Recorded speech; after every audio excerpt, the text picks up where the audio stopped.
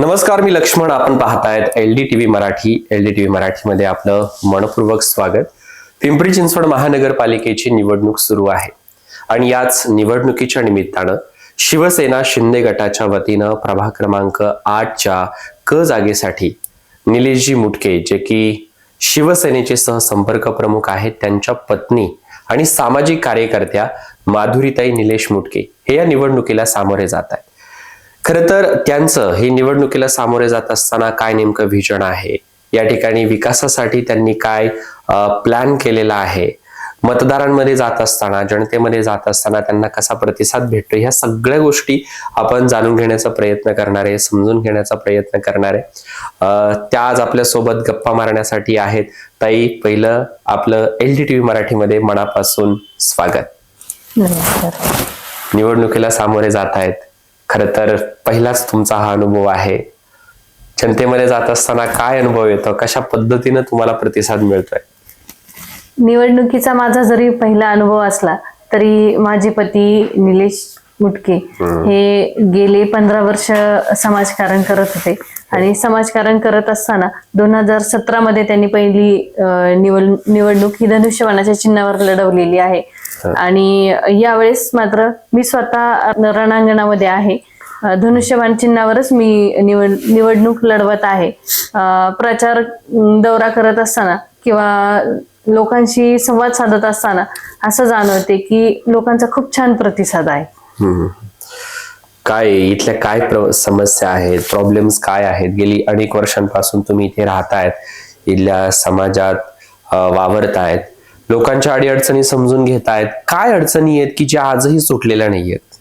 हो, इथे प्रभाग क्रमांक 8 मध्ये राहत असताना मुख्याने एक समस्या जाणवते की प्राधिकरणाचा एरिया असल्यामुळे इथे PMPLच्या ज्या बसेस आहेत त्या कमी प्रमाणात आहेत.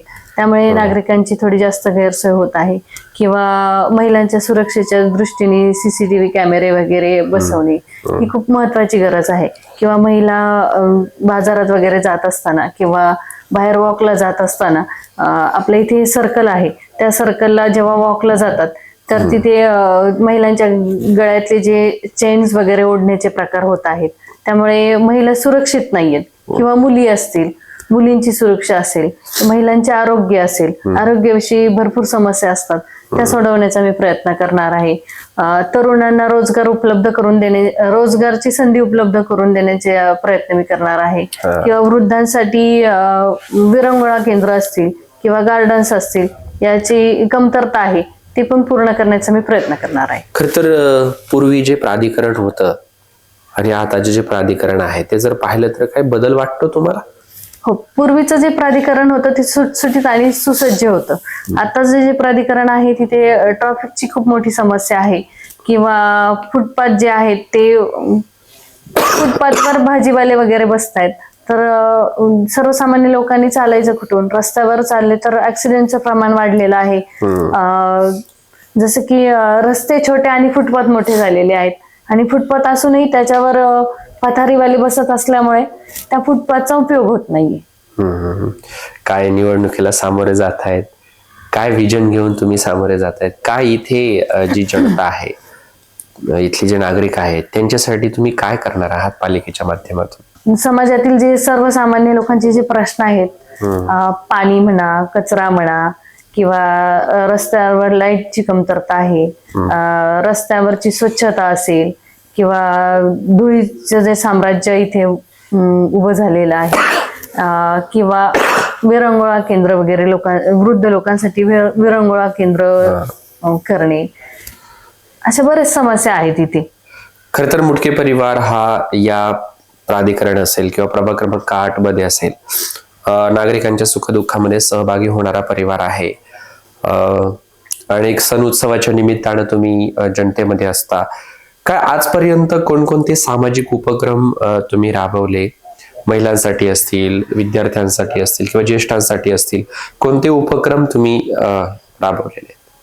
आतापर्यंत आम्ही विद्यार्थी गुणगौरव समारंभ म्हणून कार्यक्रम घेतलेले आहेत की 10वी-12वी मध्ये चांगल्या मार्क्सने उत्तीर्ण झालेल्या विद्यार्थ्यांचा सत्कार समारंभ असेल की त्याच्यातनं त्यांना पुढच्या वाटचालीसाठी शुभेच्छा आणि एक पॉझिटिव्ह एनर्जी यावी म्हणून आम्ही असे कार्यक्रम घेतो. रक्तदान शिबिर असेल, रक्तदान शिबिरामधनं की ज्यांना गरज आहे त्यांच्यासाठी रक्त मिळावं म्हणून तो एक उपक्रम आम्ही घेतो. किंवा गणपतीमध्ये गौरी गणपती सजावट वगैरे हे जे कार्यक्रम आहेत ते आम्ही घेतो, जेणेकरून गृहिणींना त्याच्यातनं काहीतरी एक आनंद मिळावा, की आपणही त्या गोष्टीमध्ये सहभाग घेऊन त्यांना त्यात आनंद मिळतो की बाबा चला आपल्यालाही काहीतरी घरी बसल्या करता येते. आणि आपण जसं की पैठणीचा खेळ वगैरे, होम मिनिस्टर असे कार्यक्रम घेतले आहेत की त्यातनं महिलांचं मनोरंजन होईल. खर तर आता ही निवडणूक होती आहे, पहिल्यांदाच तुम्ही निवडणुकीला सामोरे जात आहेत. तसं पाहायला गेलं तर कोरी पाटी आहे समाजासाठी.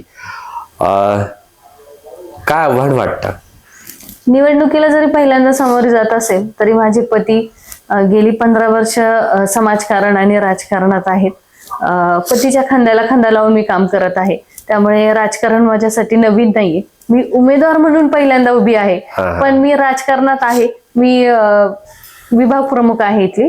तर हो, शिवसेनेचे विभाग प्रमुख आहे मी स्वतः. आणि मला नाही वाटत की ही माझी पहिली निवडणूक आहे म्हणून मला सोपं वाटतं. कारण साहेबांसोबत पहिल्या निवडणुकीचा अनुभव आहे. हो, पहिल्या निवडणुकीचा अनुभव आहे मला. मी प्रत्येक म्हणजे प्रभागामध्ये प्रत्येक घरी मी फिरलेली आहे. माझं रिलेशन तसं आहे, सगळ्यांशी बोलणं आहे, सलोखा आहे. त्यामुळे मला काही नवीन काही असं वाटत नाही. खरं तर तुम्ही गेले अनेक दिवस झाले या निवडणुकीच्या निमित्तानं लोकांमध्ये जातायत, महिलांना भेटतायत, ज्येष्ठांना भेटतायत. काय बोललं जातंय त्यांच्याकडून? काय गोष्टी तुमच्या समोर मांडल्या जात आहेत का? महिलांमध्ये जात असताना महिलांनी सांगितलं की ज्या ठिकाणी वाईन शॉप वगैरे आहे या गोष्टीचा महिलांना खूप त्रास होत आहे. की आपला प्राधिकरणाचा एरिया आहे आणि कुठल्याही स्त्रीला वाटत नाही किंवा कुठल्याही व्यक्तीला वाटत नाही की आपण ज्या एरियामध्ये राहतो तिथे कुठे वाईन शॉप असावे, त्याचा आपला त्रास व्हावा, असं कुणालाही वाटत नाही. त्यामुळे बरेचसे लोक सांगतात की ज्येष्ठ लोक सांगतात की आमच्यासाठी विरंगुळा केंद्र हवी आहेत. कारण की एक एज नंतर जेव्हा ते रिटायर्ड होतात तेव्हा शहरासारख्या ठिकाणी त्यांना विरंगुळा केंद्राशिवाय पर्याय नसतो.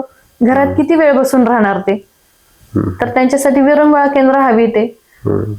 की प्रभागाच्या तुलनेत जर बघितलं तर विरंगुळा केंद्रांची संख्या कमी आहे. ताई, एक महत्वाचा प्रश्न विचारतो. खर तर या निवडणुकीला सामोरे जात असताना माधुरीताई मुटके यांच्या स्वप्नातलं हे जे प्रभाग क्रमांक 8 आहे तो कसा आहे नेमका? निवडणुकीला सामोरे जात असताना की प्रभाग क्रमांक 8 एकदम सुसज्ज असावा. गार्डन्स जे आहेत ते जिथे जिथे गरज आहे, जिथे आरक्षण आहे तिथे ते गार्डन तयार झाले पाहिजेत. स्विमिंग पूल हवेत. किंवा जिथे आरक्षण आहेत, आरक्षण असून उपयोग काय जर ते डेव्हलपच झालं नाही तर त्या आरक्षणांचा उपयोग काय? वर्षानुवर्ष ते आरक्षण तशीच पडलेली आहेत.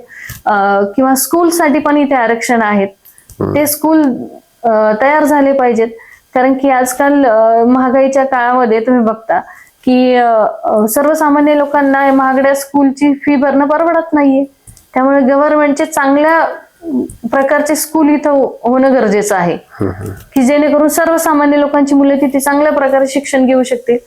आम्ही स्वतः शिक्षणाच्या संदर्भात ज्या स्कूलमध्ये खूप जास्त प्रमाणात फीज आकारले जातात त्यांच्या विरोधात आम्ही स्वतः आंदोलने केलेली आहेत. तर खरं तर निवडणुकीला तुम्ही सामोरे जातायत, मतदारांना काय आवाहन कराल?